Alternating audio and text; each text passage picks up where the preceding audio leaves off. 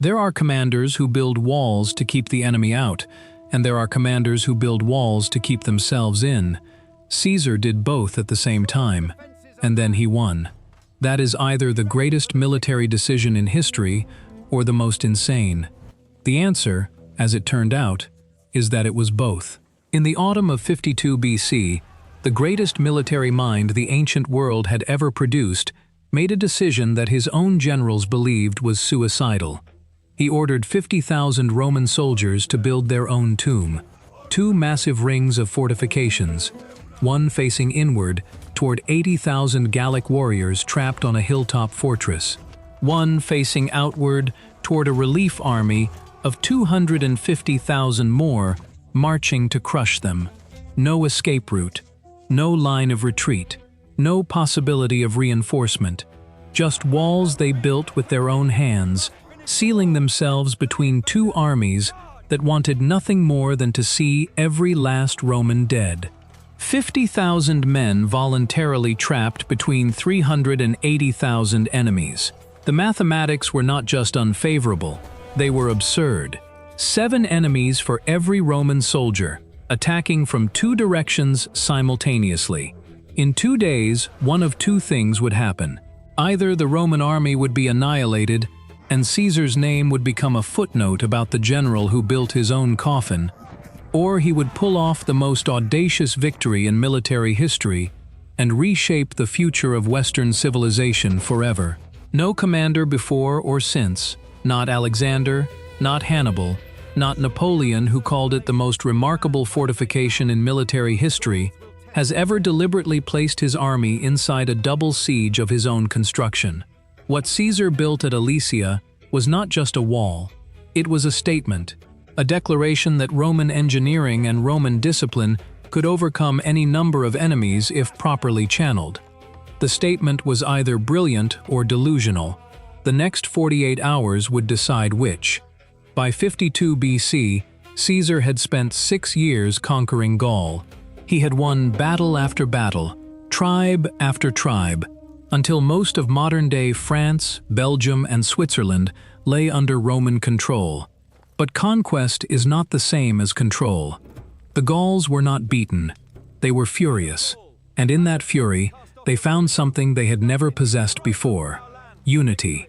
Vercingetorix was barely 30 years old, an Arvernian nobleman, tall, charismatic, ruthless.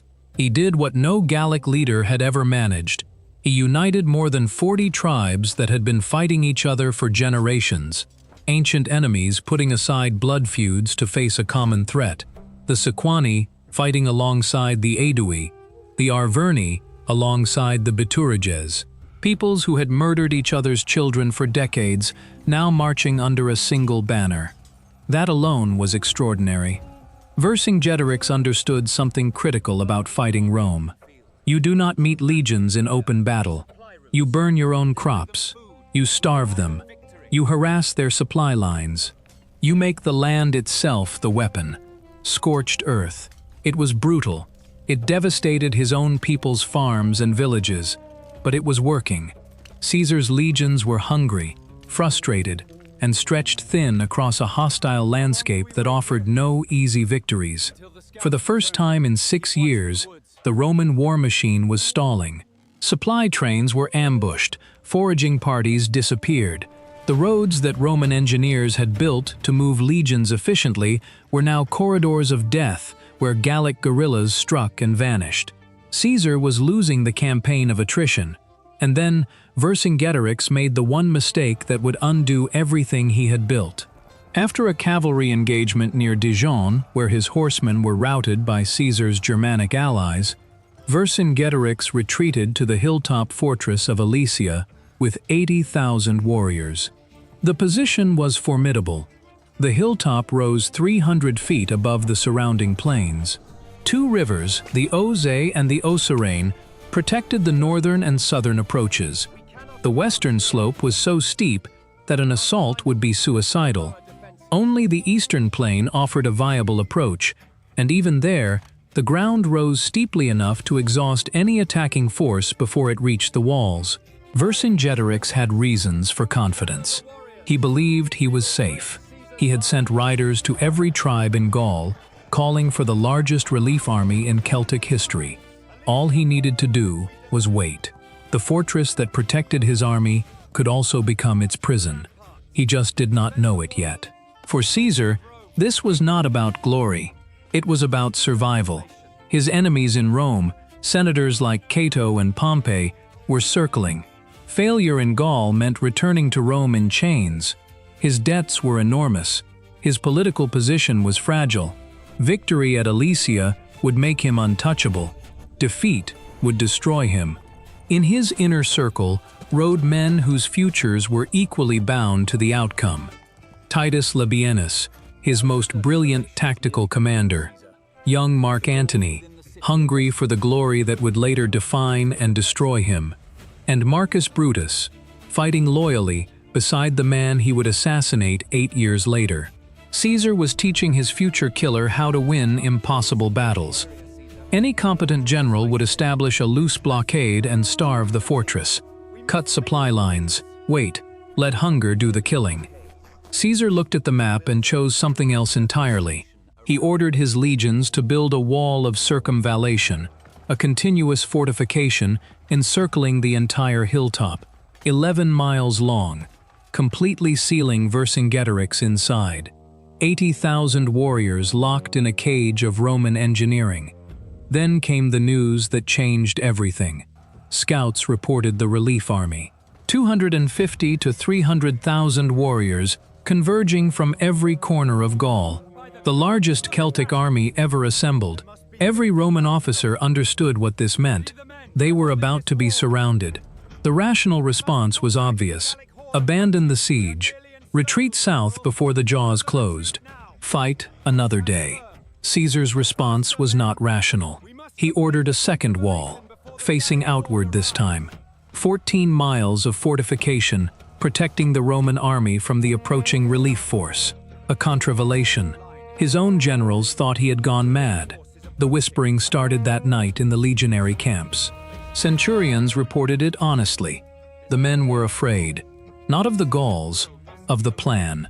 They were being asked to build a cage and lock themselves inside it.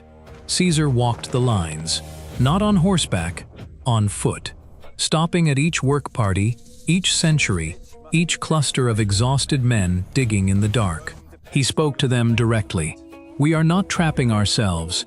We are creating a killing ground where Roman discipline will slaughter Gallic courage. Let them come from both sides. Let them throw themselves against walls we built with our own hands. Every man in history who has been surrounded has tried to break out. We are the first who will stand in the center and break them instead. One legionary, identity lost to history, said it plainest. We are either building our monument or our tomb. Either way, they will remember us. Every commander in history who has been surrounded has tried to break out. Caesar is the only one who looked at encirclement and decided to make it tighter, on himself. That is not courage. That is something beyond courage. It is the absolute certainty that your men, your engineering, and your will are stronger than anything the enemy can throw at you. Caesar bet 50,000 lives on that certainty, and the men carrying those lives understood the bet. Legionaries who had survived 6 years of Gallic war, who had crossed rivers under fire and stormed hill forts in winter, knew what they were building. Some carved messages into the wooden stakes they planted. Most are profane. Some are prayers. One legionary carved 2 words into his stake, "Still here." Whether it was carved on day 1 or day 20, the meaning was the same. The construction began immediately, and what they built in the next 3 weeks would become the most elaborate military engineering project the ancient world had ever seen. Roman legionaries were not just soldiers. They were construction workers who carried swords. Every legionary knew how to dig, how to build, how to fortify. They carried entrenching tools alongside their weapons. At Alesia, that dual identity became the difference between survival and annihilation. The circumvallation, the inner wall facing Alesia, stretched 11 miles. 2 trenches, each 15 feet wide and 15 feet deep. The inner trench was flooded using diverted river water, creating a moat. Behind the trenches rose a 12-foot wall topped with wooden battlements and sharpened stakes. Guard towers stood every 80 feet, roughly 350 towers forming a ring of observation posts around the entire perimeter. The contravallation, facing outward against the coming relief army, was 14 miles long. Same basic design, same trenches, same walls, same towers. 25 miles of fortification built in approximately 3 weeks by 50,000 men working in shifts around the clock, while being periodically attacked by Gallic sorties from the hilltop. But the walls were only the beginning. Between the walls and any approaching enemy, Caesar ordered a killing ground that would make charging those fortifications suicidal. The first obstacle was what the Romans called gravestones. 5 rows of tree trunks with sharpened branches protruding at eye level. Cavalry charging at speed would impale themselves. Infantry trying to navigate them would slow to a crawl, becoming easy targets for Roman scorpion bolts from the towers above. Behind the gravestones came the lilies, holes 3 feet deep with sharpened stakes at the bottom, concealed by thin layers of brush and leaves, thousands of them stretching in rows before both walls. In daylight they were deadly. At night they were invisible. A man running at full speed would not feel the ground give way until the stake was already through his foot and into his shin. Ancient landmines, designed not to kill outright, but to cripple, to slow, to create screaming obstacles that blocked the path for those behind. And finally, the stimuli. Iron barbs 1 foot long, driven into the ground at angles and hidden in the grass, invisible until a bare foot or a leather sandal found them. Even armored soldiers stepping on a stimuli would be hobbled. Caesar had turned the earth itself into a weapon. The engineering was not just defensive, it was psychological. Any Gallic warrior charging those walls would first navigate an invisible field of iron barbs, then stumble into concealed pits with sharpened stakes, then fight through rows of sharpened tree trunks, then face a flooded trench 15 feet wide, and only then reach the wall itself, where fresh Roman soldiers waited with javelins and short swords. And all of this would happen while scorpion bolts and ballistae rained down from towers every 80 feet. During the construction, Vercingetorix launched 4 major sorties. 30,000 warriors charged sections of the inner wall that were still incomplete. Each time, the legions fought with tools in one hand and weapons in the other. Each time, the wall held. Each time, more Roman engineering sealed another gap. The legionaries worked in shifts, day and night. One cohort dug, while another stood guard. When Gallic arrows forced the diggers to take cover, testudo formations of interlocked shields provided mobile roofing over the construction crews. Centurions drove their men with a combination of threats and promises that Roman discipline made effective. A legionary who shirked earned the fustuarium, beaten to death by his own tentmates. A legionary who excelled earned a share of future spoils. Between those 2 poles, 50,000 men moved dirt at a rate that modern construction firms would struggle to match. Both sides raced against time. 60,000 mouths inside the Roman lines consuming supplies that could not be replenished. 80,000 mouths inside Alesia consuming supplies that were already running low. Caesar was racing to finish the fortifications before starvation weakened his army beyond the ability to fight. Vercingetorix was racing to hold out until the relief army arrived. The question was, which army would break first? Inside Alesia, the food crisis arrived first. 80,000 warriors and the town's civilian population consumed grain at a catastrophic rate.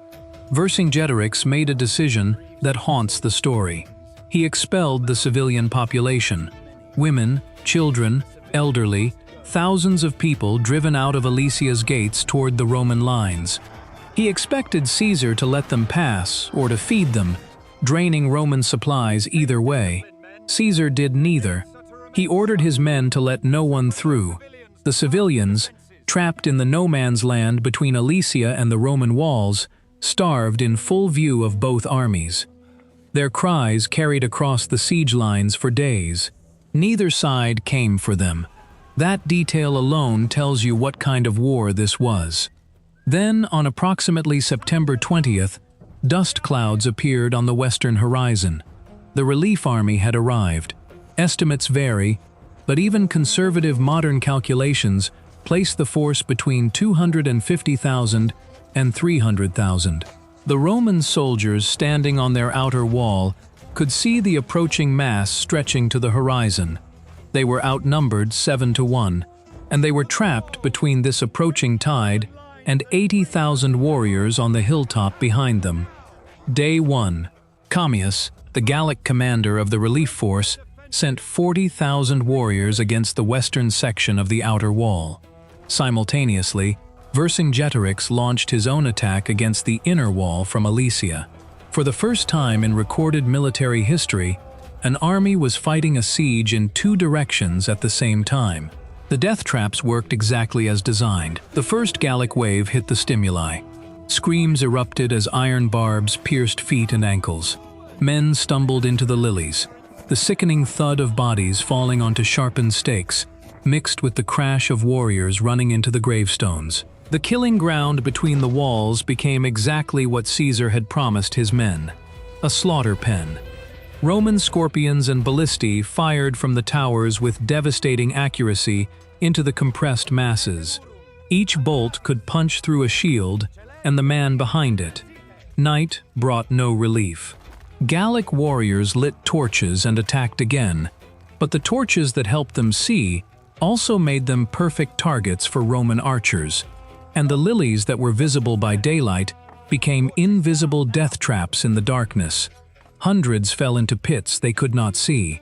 The screaming lasted until dawn. Men impaled on stakes in the darkness, calling for help that could not come. Their comrades, unable to see the pits that had claimed the men in front of them, stumbled forward and fell into the same traps. By dawn, the ground before the outer wall was carpeted with Gallic dead and wounded. Roman soldiers surveying the carnage in the morning light counted bodies in the lilies like fish in nets. Caesar's engineering had done exactly what it was designed to do. It had multiplied the killing power of a smaller force against a larger one by making the ground itself fight on the Roman side. But the crisis had not yet arrived. Day 2 opened with a new threat from inside. Vercingetorix's warriors launched their most determined assault yet against the inner wall. They reached the ditch in 3 places and began filling it with fascines and debris. Caesar rode the inner wall personally, visible to every defender, showing them that their commander was still fighting, still thinking, still present. Roman counterattacks sealed each breach, but the message was clear. Both walls were under simultaneous pressure. Both could break. Then came the assault that nearly ended Rome's conquest of Gaul. Vercingetorix, a kinsman of Vercingetorix, led 60,000 warriors against a single point. The northwest section, a natural depression in the terrain that Caesar's engineers had been unable to fully fortify. 2 Roman legions, roughly 10,000 men, held that section against 60,000, a ratio of 6-1 at the single most critical point on 25 miles of fortification. If the northwest fell, the entire outer wall became meaningless. The relief army would pour through the gap, link with Vercingetorix's forces from Alesia, and 50,000 Romans would be caught between 2 enemy armies with no walls left to protect them. Everything Caesar had built would become his coffin. This was the moment the entire siege came down to. Not the engineering, not the traps, not the planning. One section of wall, one depression in the terrain, one point where 60,000 men pressed against 10,000. If those 10,000 broke, nothing else mattered. Every lily, every stimulus, every tower on 25 miles of fortification would become a monument to failure. Caesar received reports from every sector. The outer wall held in the south. Mark Antony's section in the east was under heavy pressure. 40,000 Gauls pressed against 6,000 Romans. Antony sent word, "Cannot hold much longer." Caesar made his calculations. Every decision now was a trade. Strengthen one section, weaken another. There were no good options, only less bad ones. He sent 6,000 men to reinforce the northwest, enough to stabilize, not enough to weaken other sectors fatally. Then he did something that only a man who understood the psychology of war would do. He rode the inner wall, visible to every defender, showing them that their commander was still fighting, still thinking, still present. The sight of Caesar moving calmly along the fortifications while arrows and javelins flew around him did more for Roman morale than 6,000 reinforcements. And then he played his last card. 4,000 Germanic cavalry, allied auxiliaries who had been held in reserve behind the outer wall, saw the crisis at the northwest and did something that no one ordered and no one expected. They charged. Without waiting for Caesar's signal, without coordinating with any Roman unit, 4,000 screaming horsemen on massive Germanic war horses thundered around the outer perimeter of the contravallation and slammed into the rear of Vercingetorix's 60,000. These were not Roman cavalry bound by Roman discipline. These were Germanic warriors fighting by their own rules, and their rules said that when the moment comes, you ride. The Gauls, focused entirely on the Roman wall in front of them, suddenly had 4,000 screaming horsemen behind them.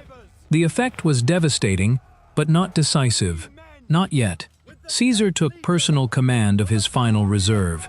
6,000 men, the last Romans not already fighting. He split them. Half to Antony's collapsing sector. Half he led himself to the northwest, where Labienus was fighting for his life. 20 hours of continuous combat.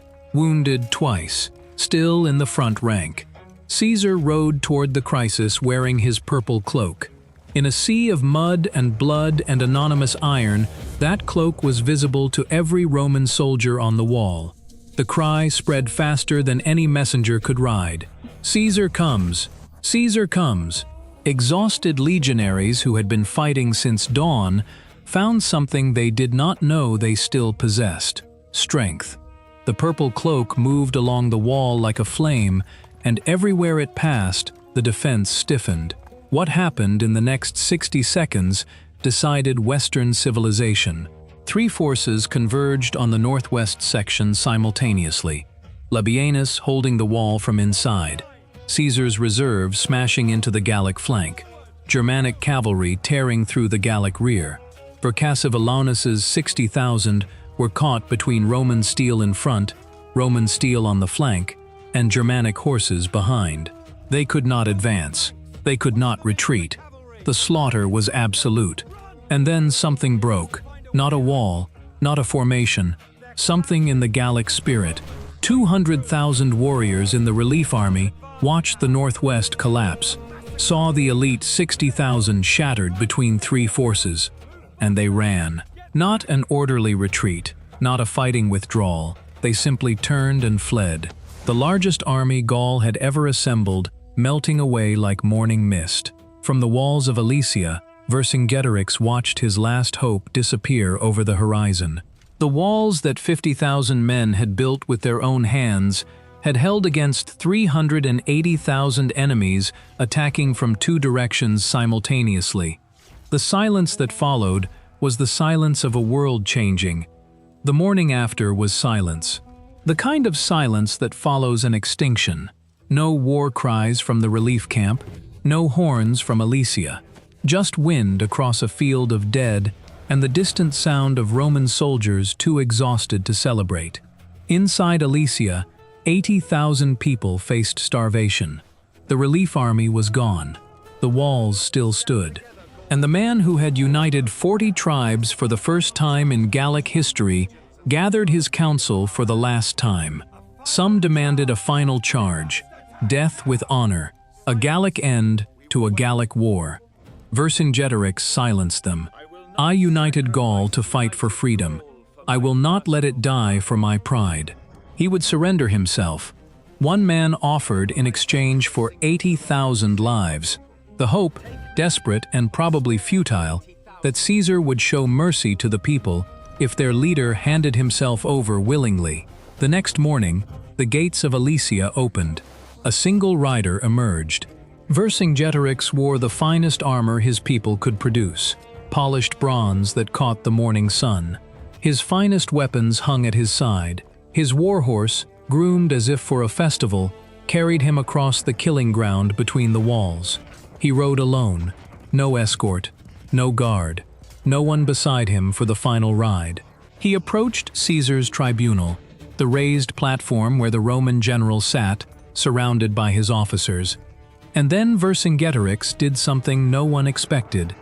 He circled Caesar's chair once, a slow, deliberate circuit, one final moment of Gallic pride, one last ride as a free man.